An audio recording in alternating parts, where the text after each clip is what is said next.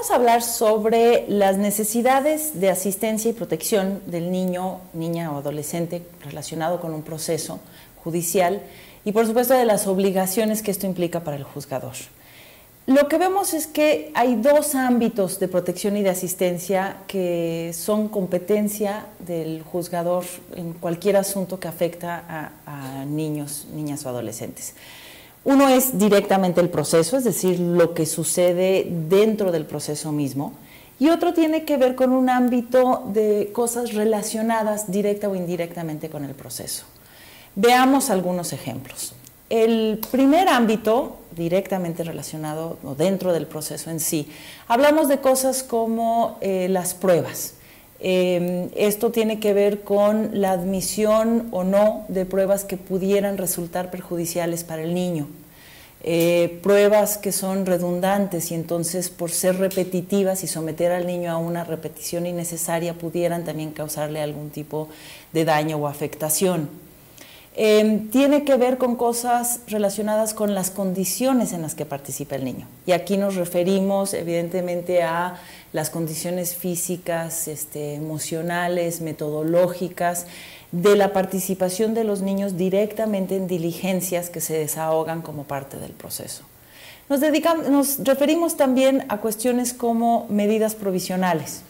Sea medidas cautelares que se determinan a través del proceso, como medidas provisionales, por ejemplo, en materia familiar de custodia, guardia y custodia provisional. Es decir, todas las medidas que se dictan durante el proceso también implican un ámbito en el que el niño pudiera requerir de asistencia o protección. Como veíamos, son dos ámbitos en los que el niño puede requerir asistencia o protección. El otro ámbito son aquellas áreas de la vida del niño relacionadas directa o indirectamente con el proceso.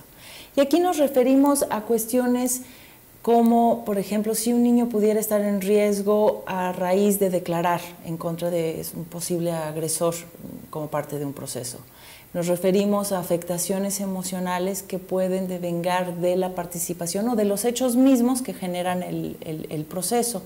Y entonces implica que el juzgador está obligado a garantizar asistencia y protección en aquellas esferas indirectamente relacionadas con el proceso que pueden guardar una relación causal o simplemente son situaciones de las que se percata el juzgador a raíz de la participación del niño en el procedimiento.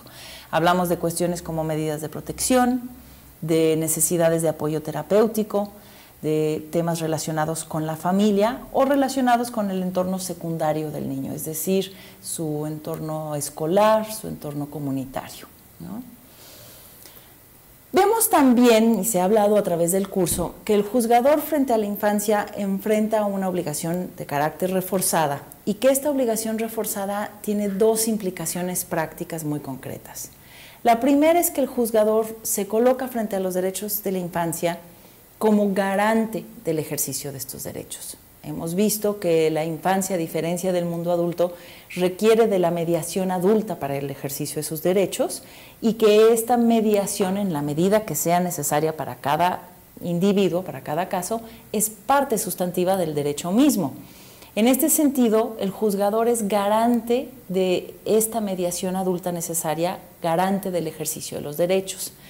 La asistencia y protección que requiere el niño dentro del proceso y en, digamos, elementos relacionados con el proceso, también se matiza por esta característica de la obligación judicial. Es decir, el juzgador adquiere obligaciones específicas con respecto a la asistencia y protección, actuando como garante del ejercicio de derechos.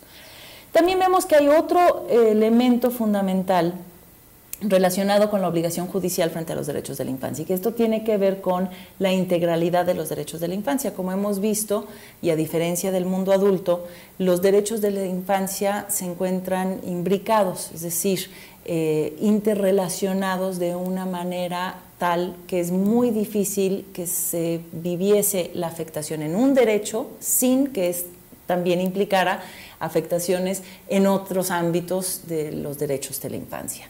Y esto también conlleva implicaciones importantes para el juzgador en el ámbito de la asistencia y protección al niño. Entonces vamos a verlos por separado. Veamos primero aquellas implicaciones que tienen la asistencia y protección cuando el juzgador actúa como garante de los derechos del niño.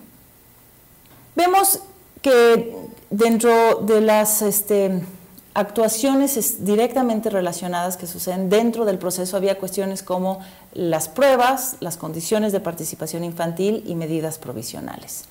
El juzgador actuando como garante frente a estas implica, por ejemplo, dictar pruebas para mejor proveer. Supongamos que existe necesidad de una pericial para verificar la integridad o el riesgo en que pudiera estar un niño dentro de un contexto familiar específico. Pero ninguna de las partes ofrece esta pericial como probanza. Será entonces obligación del juzgador en su carácter de garante dictar esta prueba para mejor proveer y así contar con los elementos completos necesarios para garantizar la asistencia y protección adecuada del niño.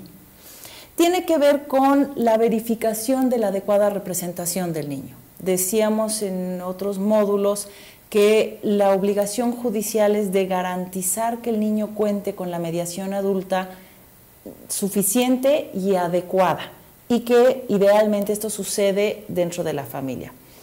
Son muchas las razones que pueden llevar a una familia a desempeñar adecuadamente esta tarea de representación del niño.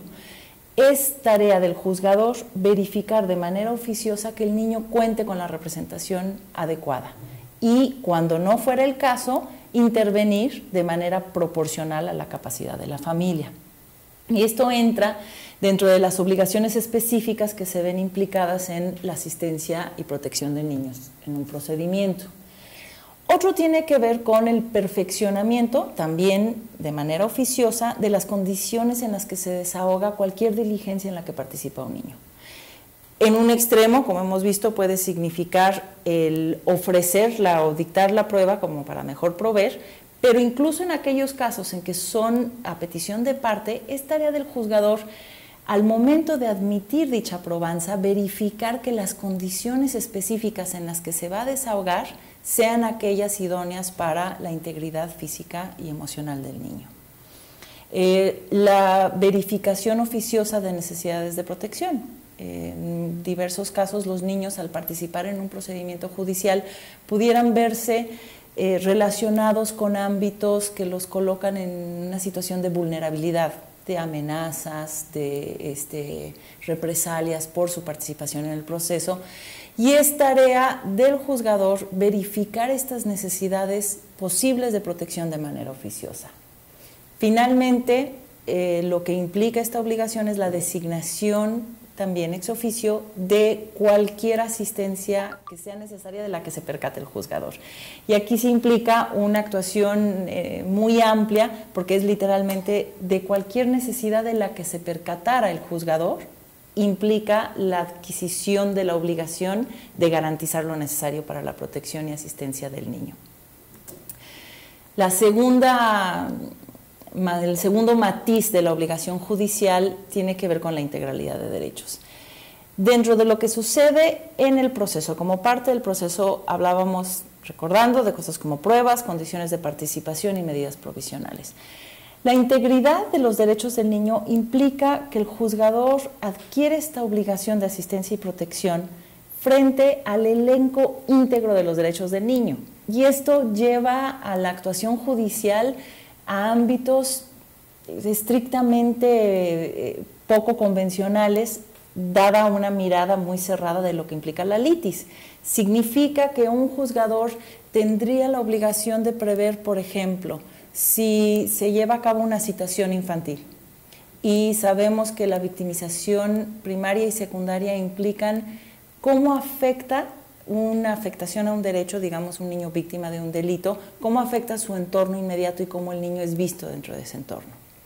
Si un citatorio relacionado con una declaración a desahogarse en un caso de abuso sexual llega a la escuela del niño o la recibe un vecino, esto puede tener una afectación en el entorno inmediato del niño, cómo es percibido, cómo es tratado, y esto a su vez tener una afectación importante en el desarrollo y la integridad emocional de ese niño. La integralidad de derechos significa entonces que el juzgador adquiere la obligación de garantizar la asistencia y la protección del niño no solo en el ámbito estrictamente relacionado con el procedimiento que es de su competencia, sino está obligado a velar por la integralidad del niño en todas las esferas de sus derechos. Finalmente vemos que estas obligaciones, tanto como garante y como las obligaciones y las implicaciones que tiene la integralidad de los derechos del niño, se adquieren dentro del proceso y en lo relacionado con el proceso. Finalmente, esto significa que toda afectación de la cual se percate el juzgador, que tiene que ver con el proceso de manera directa o indirecta, también será naturaleza o competencia de las medidas de asistencia y protección que pueda necesitar el niño. Implica la actuación, por ejemplo, en dictar terapia emocional para un niño o para su familia cuando fuera necesario.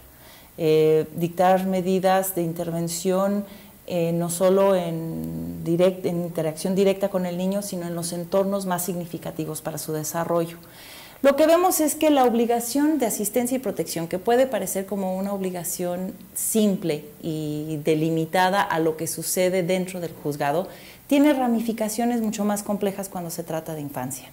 Implica que el juzgador realmente asuma de una manera oficiosa el amplísimo margen de afectación que puede sufrir un niño por verse relacionado con un procedimiento judicial.